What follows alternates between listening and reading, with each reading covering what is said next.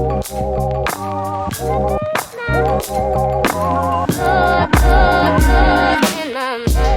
is going on, everyone? Clark Bartram here for Transformation. Just finishing up my workout here at the training lab. That's what I call my home gym. I got my son with me, and he asked me a question that I think a lot of you might be thinking yourself. So I wanted to shoot a video to answer the question of, what the heck is that training mask, and why do you use it, and why do you have two different versions? So I'm going to do my best today and as quickly as possible to answer that question for you. But before I get into that, I want to ask you a question. Why do you train? Why do you go to the gym?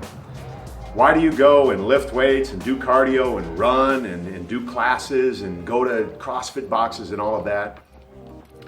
And I know the answer. It's a rhetorical question. We want to improve. We want to look better. We want to gain more muscle. We want to decrease body fat. We want to be a highly functioning human being. So with that in mind, there's a few different areas that we can improve in. There's sports. I have a lot of athletes that come here and train with me, from professional all the way down to Pop Warner. There is general fitness, the regular gym person that just wants better muscle and a leaner body. And then there's guys like me that are aging, and I just really want overall health. I want to function at a high level for my age. So if we break that down and answer the question of how the training mask is going to help, I think it helps in the areas of stamina, endurance, and then overall workout capacity. So if you're increasing in all of those areas, the workouts that used to kill you in the past aren't going to kill you anymore, which means you're getting better, and that's all of our goal. So I'm sitting here in my garage, and as I look around, I see all of these different things available to me to use with as I train. I'm watching my son right now out there hanging off of my jungle gym.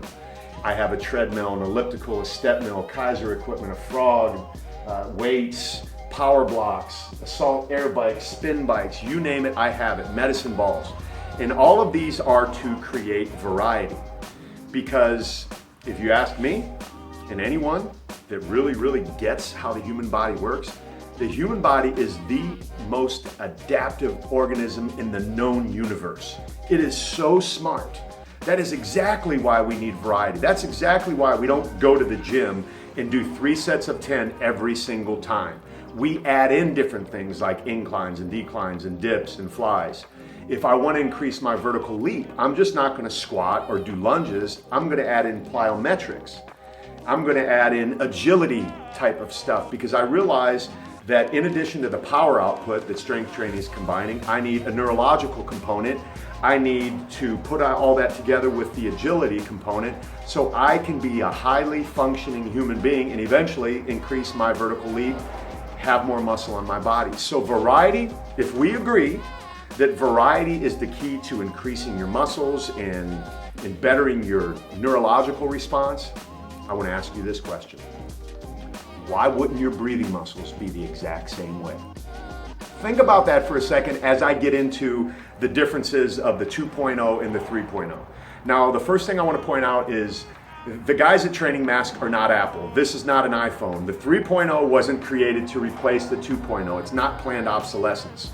There are different ways that these function, and there are different applications as to the type of workout that you would be doing and why you want to use this on one workout and this on a different workout. For example, I use this a lot when I run, and I use this more when I weight train. But I weight trained with this today based upon what I was doing and what I knew the outcome I wanted to have. So I'm going to open this up and do my best to explain how this works in comparison to the 3.0. So out here you can see these are called resistance caps. Now these resistance caps do exactly what they suggest. They apply resistance on your breathing muscles. So it comes with a variety of different breathing caps, and the configurations go from 1 air inlet to 4 air inlets. You got 2, and it's as easy as popping a cap off and popping another one on. And it goes, the resistance level go from 3x, which is fairly easy, all the way up to 18x, which will kick your butt. Trust me on this. In addition to the resistance caps, this is really what I like, which I think is super cool, is there is inside of here, they are called, let me get this back on. These are called flux valves.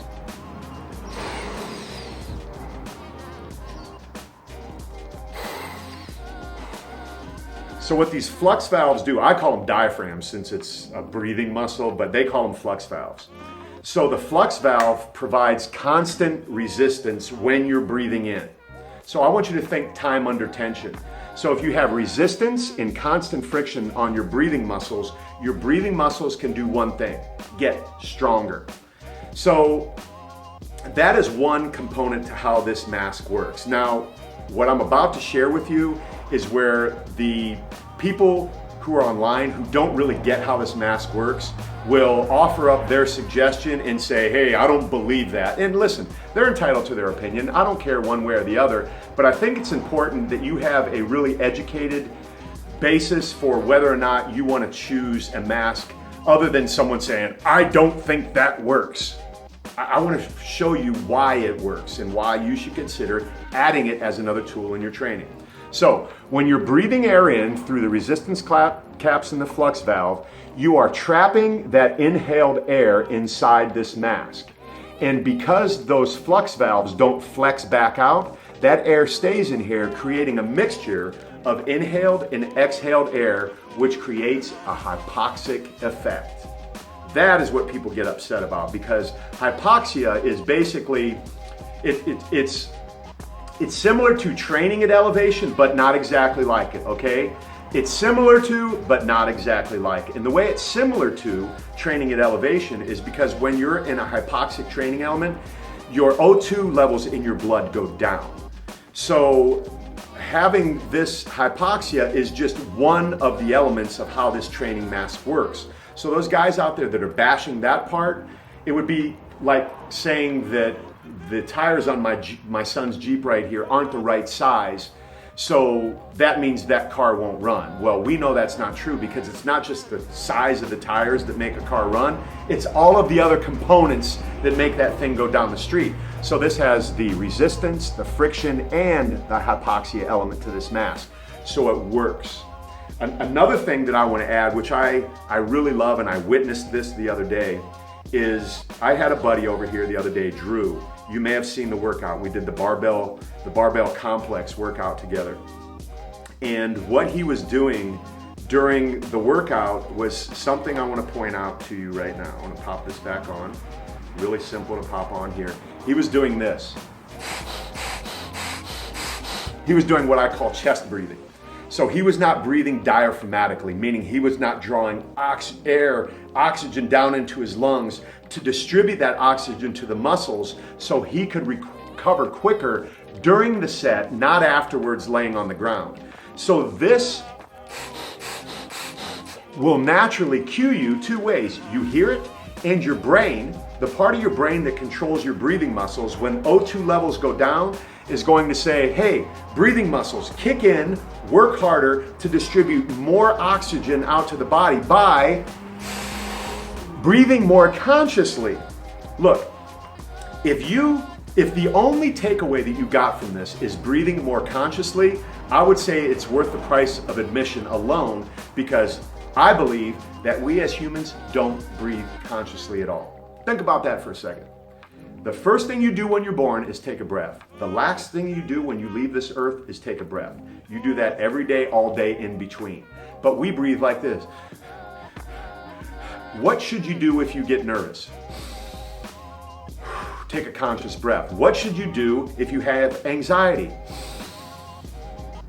Take a conscious breath. What should you do if you get mad? You get it, take a conscious breath. So if this helps you learn how to take more conscious breaths, and it helps you recover during your workout so you can get stronger, you got a win-win-win-win situation right here.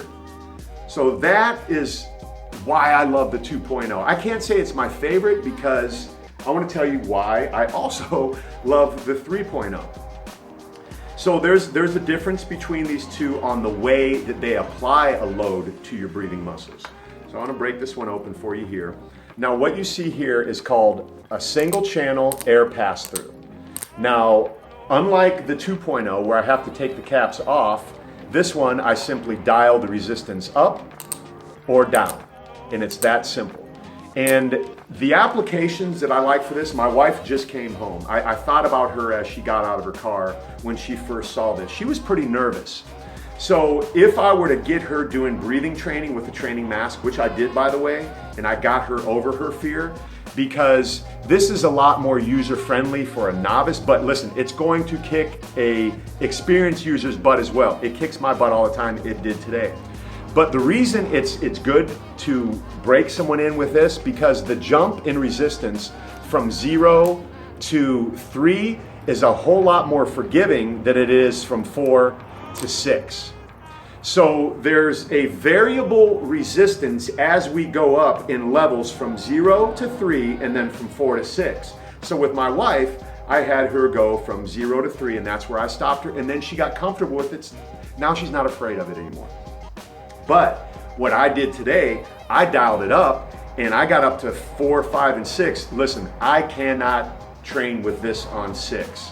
It kicks my butt. Now, another thing I want to show you is the quality of the workmanship. These little rivets here are called heat stakes. Now, those heat stakes are a very expensive process, as is this overmolding, they call it. Now, all of this creates a very quality product. So in addition to the people out there that might throw shade at this product, there are also people out here who want to knock this product off to sell you a cheaper version.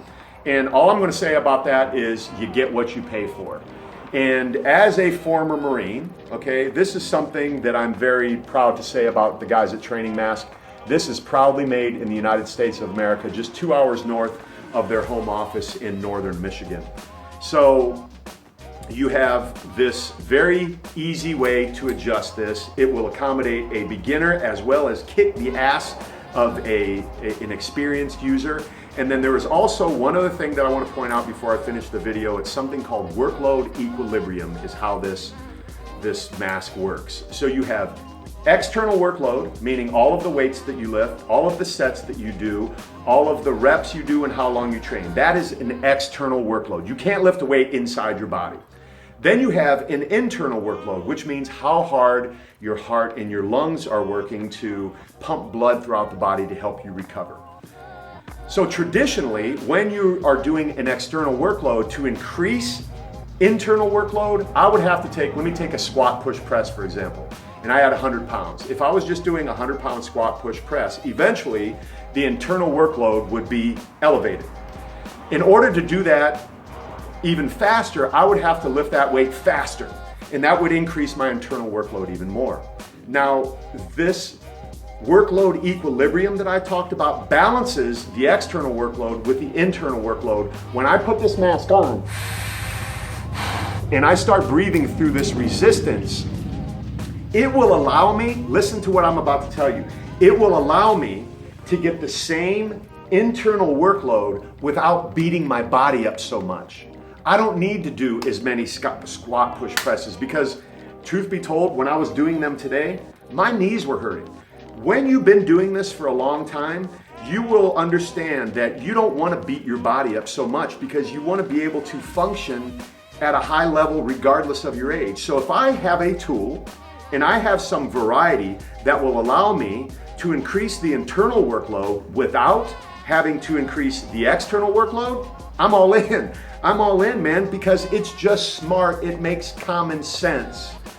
So in closing, guys, there are applications for both masks. I use both masks. As someone who understands breathing training, you should have both masks to use on different days. You're not going to bench press heavy every single workout. I'm not going to use this every single workout. I'm going to pick and choose what I want based upon what outcome I want in my workout. So there you have it. I did my best to explain the differences between the Training Mask 2.0 and the Training Mask 3.0. Get them both, use them both, and watch and see what happens. Make it a great day.